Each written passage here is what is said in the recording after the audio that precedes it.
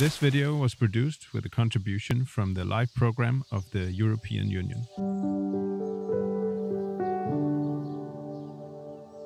I denne her film der skal vi høre lidt om skovens elementer, træerne som deres eget lille økosystem. Og vi er her ved Storkevad i Gribskov, hvor der er gode elementer at kigge på, bøger, ege og gamle træer. Og der er det jo træerne og det døde ved, og hele det miljø, der er ved den enkelte træart, der giver mulighederne. Når man tænker på træerne som økosystembærende for en masse organismer, så er det jo, at vi kommer fra et skovbrugsmiljø i de sidste par hundrede år, hvor skoven i Danmark har været præget af produktionsinteresser og pengeinteresser, og det vil sige, at man har gået efter, at træerne skal have så få skader som muligt og være ensartede, så de er egnet til anvendelser. Nu skifter vi til et helt andet formål på store dele af statsskovene, at der skal vi dyrke biodiversitet, og det kræver noget helt andet. Der skal vi jo sørge for, at træerne får de egnede levesteder til de truede arter og rødlistede arter og alle mulige andre arter, som vi gerne skal beskytte, og som tidligere måske endda har været skadedyr.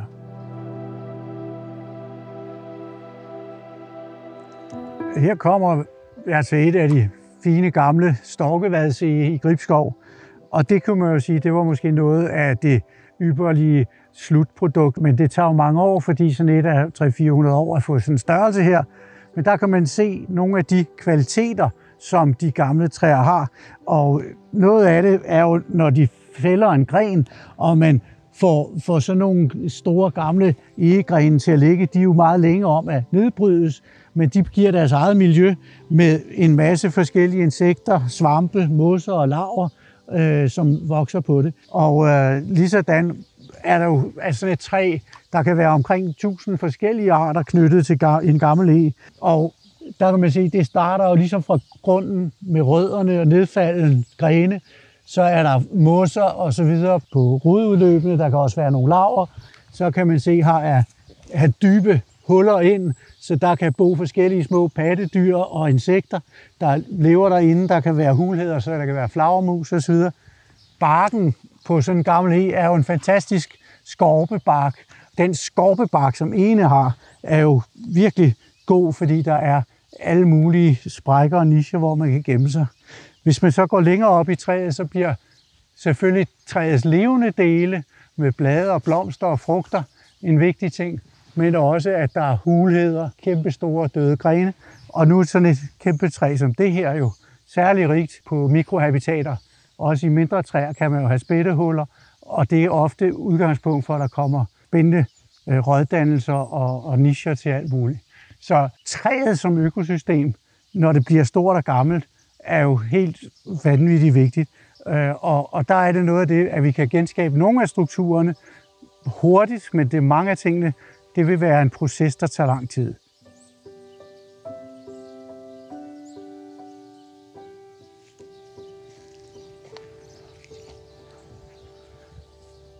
Hold da op. Det er noget af det, man gerne vil hen til, men det tager jo nogle 100 år. Et hult træ med masser af smuld, masser af dødt ved, fuldt af huller, alle mulige insekter, der bor her. Og længe inden det bliver så fornemt som det her, så er der jo både fugle og skovmår og flagermus og hvad ved jeg, der lever i de huletræer. Og når det så har været hult i lang nok tid, og alt efter hvad træart det er, så kommer der smuld, og det er også afhængigt af, hvilken slags svampe, der etablerer sig i træet. Og det smuld, der kommer, det er så alt efter, om det er brunmuld eller hvidmuld eller den ene eller den anden svamp. Så er der også et forskelligt insektmiljø. Så altså at skabe variationen, skabe det døde ved, skabe de huletræer, det har et kæmpe potentiale. Og det er jo derfor, fordi det har været sjældent og fjernet fra vores skove aktivt i et par 100 år. Så nu er vi nødt til at gøre en aktiv indsats for at få det tilbage i en tættere på den naturlige mængde. Fordi vi har nogle af de her rødlistede arter, hvor de hænger måske med det sidste, for de kan uddø, hvis ikke de snart får mere plads. De skal have plads, så de kan opbygge nogle bestande, der er store nok til, at de ikke uddør ved et tilfælde. Så vi skal have lavet mere af den her proces, flere startende huletræer, og så med tiden kan det være, at vi har mange flere sådan nogle her om et par 100 år.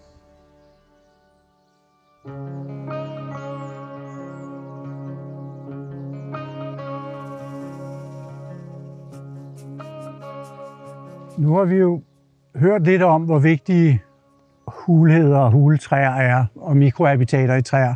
Og når vi skal lave naturgenopretning til det nye formål, så har vi nu fået nogle midler til at fremskynde processerne. Og en af de ting, vi kan gøre, og det har man gjort her eksperimentelt fra Københavns Universitet for nogle år siden, der har man savet sådan en klods ud, så er hullet en god start til en proces, der alt efter træart kan tage 10 år, eller 50 år, eller 200 år, før man får en hulhed, som er meget, meget værdifuld for de her forskellige arter.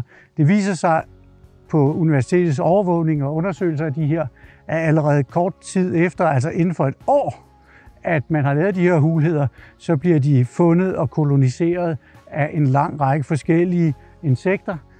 De kommer hurtigt, men det er også indsatssteder for svampe, som får fat, og svampene er med til at udhule træet senere. Det er lynhurtigt, der kommer en effekt, men den rigtig gode og store effekt kan tage rigtig lang tid.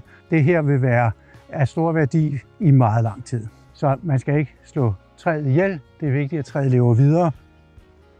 Huller kan man lave i forskellige metoder og forskellige højder, men nogle af de huller, vi laver i lavt højde, de simulerer i højere grad skrab og skader fra træer, der er fældet ned og ramt, eller store dyr, hjorte, bison og heste, der har gnavet i barken og dermed lavet grobund for svampe, fordi det kan også være starten til sådan en hulhed.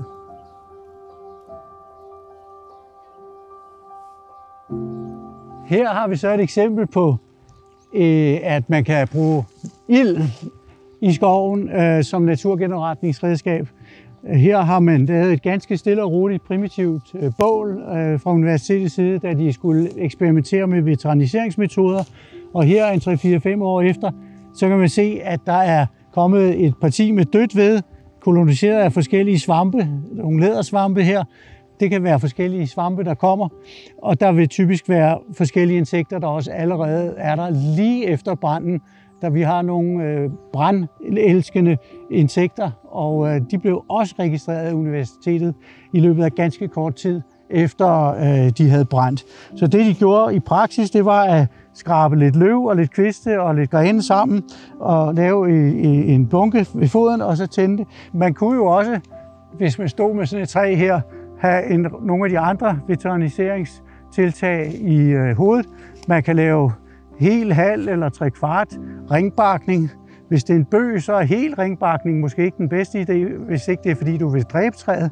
Men hvis man laver halve eller 3/4 eller delvise ringbakninger, så får man nogle andre effekter. Man kan også med maskiner lave forskellige barkskader, lodret eller skråt, og dermed simulere forskellige andre skader, der sker i naturen. Og alt i alt så er det om at få noget variation ind, som man gør lidt forskelligt. Formålet er, at træet lever videre, gerne i meget lang tid. Så nogle tiltag, der ikke er alt for voldsomme, så træet ikke dør af det. Undtagen selvfølgelig, hvis det er fordi, du vil lysstille det af hensyn til et nabotræ, der har større potentiale og værdi biologisk. På den anden side af træet er der faktisk numre, som man i overvågningen følger med over tid. Hvad kommer der af udvikling i det her? Hvad kommer der af organismer? Hvad kommer der af svampe og insekter? Så man kan følge med i udviklingen og blive klogere.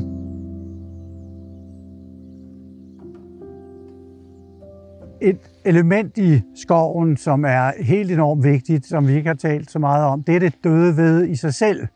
Det er jo en fødekilde for skovens økosystem. Der er svampe, der er insekter, og det starter hele fødekæden i skoven, som fuglene også er afhængige af. Der er mange flere ynglefugle i skove med meget dødt ved. Der er en lang række af svampe og insekter, der er knyttet til det døde ved. Og der er det jo vigtigt, når man ser dødt ved på den her måde, at man skal ikke skære sådan et træ op, hvis man nu har fældet det her med naturgenopretningsbriller af hensyn til lysstilling af et gammelt egetræ, der skal have lys for eksempel. Når man så fælder et andet træ, så skal man sørge for ikke at skære det op. Så vidt muligt ikke skære mere i det end højst nødvendigt. Så får man nemlig den her variation af noget af det ligger med jordkontakt, er røde ært og nogle koralsvampe, og nogle kan bedst lide det miljø, det bliver fugtigere. Andre dele af træet vil så svæve lidt mere i luften, være lidt mere tørre, og der er faktisk specialiserede svampearter, der bedst kan lide at være på undersiden, nede hvor der kan være et helt andet mikroklima. Så man får alle delene med fra de tynde kviste, de større grene, de store stammer, og hver af de dele af træet har jo sin egen funga, som det hedder. Så dødt ved en af de rigtig afgørende ting, vi skal have mere af i vores naturgenopretningsindsats.